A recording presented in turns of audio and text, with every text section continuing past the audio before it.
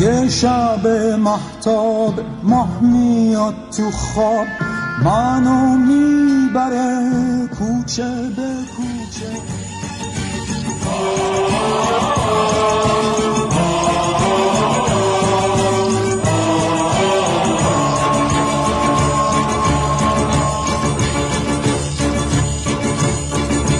یاد دبستانی من با من و همراه منی، چوب الف بر سر ما بغض من و آه منی، حک شده اسم من و تو رو تن این تخت سیاه، ترکه بیداد و ستم مونده هنوز رو تن ما.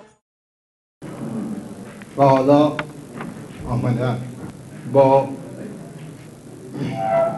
تکیه بر همان عهد پیشین. در دست گلی دارم این بار که می آیم، آن را به تو بسپارم این بار که می آیم. در دست گلی دارم این بار که می آیم، آن را به تو بسپارم این بار که می آیم.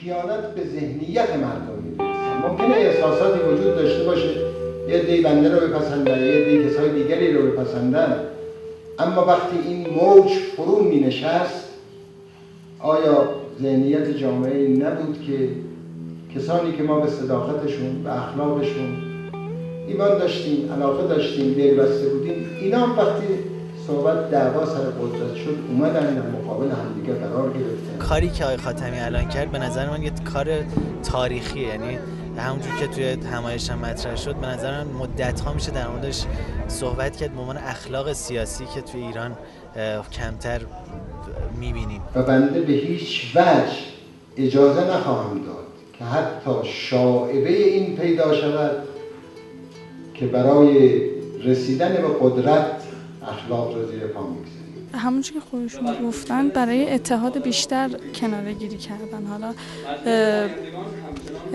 انشاءالله که این اتحاد به وجود بیاد. میدونید که آقای مهندس موسوی از چهره‌های فعال روشنفکری قبل از انقلاب روشنفکران پایبند به دین و آیین بودن.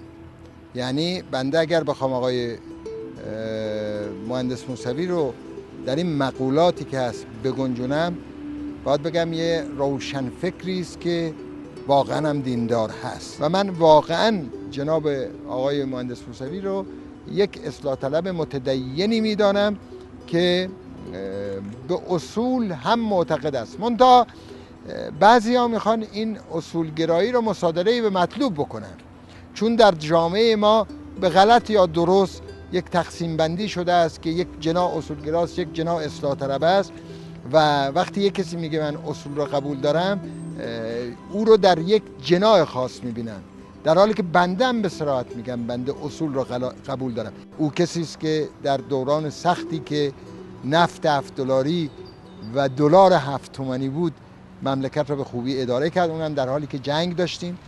در این حال، در همون حال من به عنوان وزیر ایشون میدونم که دغدغه حقوق شهروندی، حقوق مردم، حرمت مردم رو داشتن و از اون دفاع میکردن.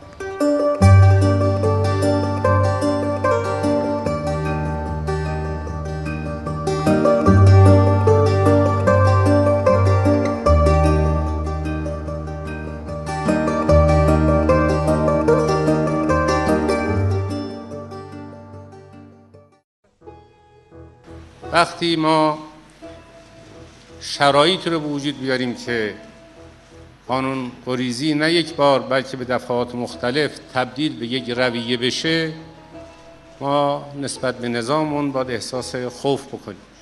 از 7-8 ماه پیش که بحث ریاست جمهوری مطرح شد و از بنده سوال میشد که آیا شرکت میکنم در انتخابات یا نه، برخلاف دفعات قبل جواب نه ندادم، این بود که احساس کردم خود این قواعد و قوانین در حال به هم خوردن هست.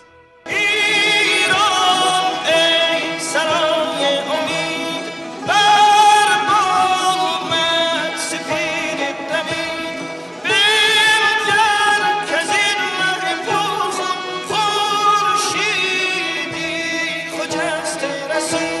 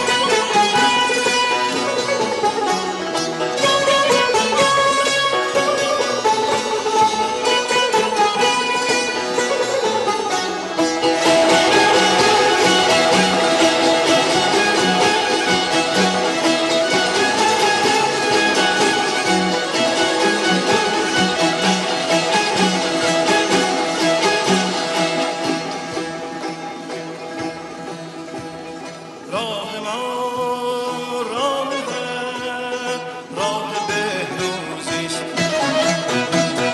اتحاد